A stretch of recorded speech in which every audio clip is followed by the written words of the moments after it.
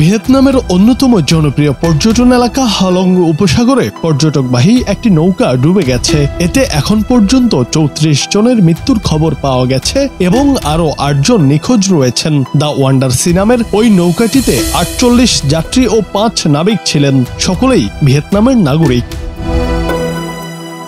শনিবার ১৯ জুলাই আকস্মিক ঝড় ও প্রবল বাতাসের কারণে নৌকাটি উল্টে যায় বলে জানিয়েছে স্থানীয় গণমাধ্যম। ভিয়েন এক্সপ্রেস পত্রিকার বরাতে জানা গেছে, উদ্ধারকারী দল এখন পর্যন্ত ১১ জনকে জীবিত উদ্ধার করতে পেরেছে এবং ২৭টি মরদেহ উদ্ধার করেছে, যার মধ্যে ৮ শিশু রয়েছে।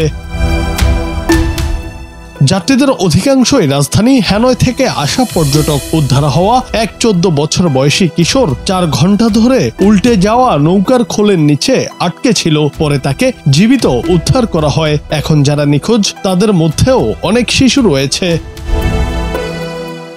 এ ঘটনার মধ্যে নতুন করে আরেকটি ঘূর্ণিঝড় উইফা ভিয়েতনামের দিকে ধেয়ে আসছে। এটি চলতি বছরে দক্ষিণ চীন সাগরে আঘাত হানতে যাওয়া তৃতীয় টাইফুন। আবহাওয়া অধিদপ্তর সতর্ক করে বলেছে, হালং উপসাগরীয় উপকূলীয় এলাকাগুলো এই ঝড়ের কারণে ব্যাপকভাবে ক্ষতিগ্রস্ত হতে পারে। এতে উদ্ধার ও অনুসন্ধান কার্যক্রম আরও জটিল হয়ে ওঠার সম্ভাবনা রয়েছে।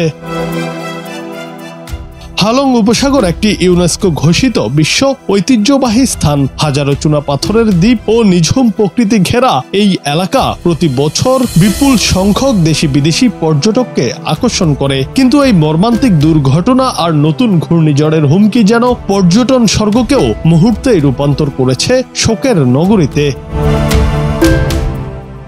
জুনায়েদ আহমেদ, বাংলা টিভি।